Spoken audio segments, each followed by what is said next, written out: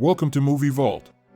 Today we are recapping a drama, thriller movie about two convicts who form a friendship while seeking redemption through compassion in Shawshank Redemption. With an IMDb rating of 9.3 out of 10 from 2.8 million user votes, it is widely considered as probably the greatest movie ever made. Let's get into it. In 1947, a Maine banker named Andy Dufresne is found guilty of killing his wife and her lover, a professional golfer. He is transferred to the notoriously harsh Shawshank prison to serve 2 consecutive life sentences because Maine does not have the death penalty. Despite Andy's repeated denials of guilt, everyone believes he is the one who committed the crime due to his cold and cunning personality. Meanwhile, Ellis Boyd Redding, popularly known as Red, is denied parole after serving 20 years in Shawshank for murder despite his best efforts and conduct. Red is then introduced as the inmate who can get fellow prisoners anything they want as long as it is reasonable. An alarm goes off to signal the arrival of new inmates.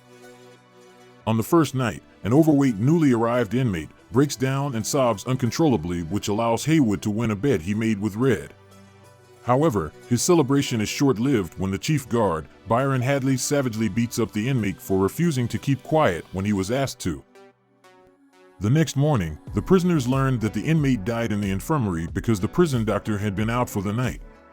Andy inquires about the man's name only to get put down by Haywood. A month or so later, Andy approaches Red since he's heard he's good at obtaining items. He asks Red to help him acquire a rock hammer, which he believes is essential for his hobby of collecting and carving rocks. Red queries Andy about his intentions, but Andy laughs them off. Red agrees to provide the order and cautions Andy about the Sisters, a gang of inmates who sexually assault other inmates, particularly their leader, Boggs, who has developed feelings for Andy. Red immediately takes a liking to Andy even though other prisoners thought he was a really cold fish. Red assumes Andy wants to use the hammer to engineer an escape in the future, but when he finally sees the full size of the tool, he understands why Andy laughed and laughs too, putting aside any suspicion that Andy could ever use it to dig his way out of prison. Andy spends the majority of the first 2 years of his imprisonment fending off Boggs and the Sisters or working in the prison laundry. He is frequently beaten and despite his best efforts to fight off the Sisters, but doesn't speak a word about it.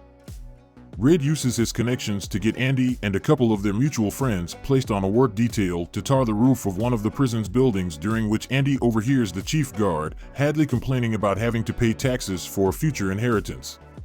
Andy explains to Hadley how he might hide his money from the IRS by using it to make a one-time present for his wife, drawing on his experience as a banker. Then, in exchange for some cold beers for his fellow inmates while on the job, he promised to help Hadley fill out all the paperwork. Hadley immediately threatened to throw Andy off the rooftop before finally agreeing to provide the drinks. While watching a movie, Andy approaches Red and makes another odd request, Rita Hayworth. Red is baffled by the request, but he decides to place the order. Andy runs into the Sisters once more as he leaves the theater.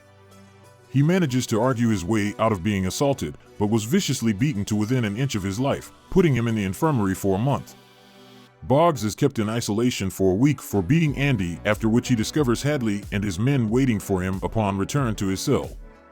He was beaten so severely to the point that he would never be able to walk or consume solid foods for the rest of his life, and then transferred to a different prison hospital. Andy returns to his cell from the infirmary to find a huge poster of Rita Hayworth and a bunch of rocks for him to sculpt, left for him by Red and his friends.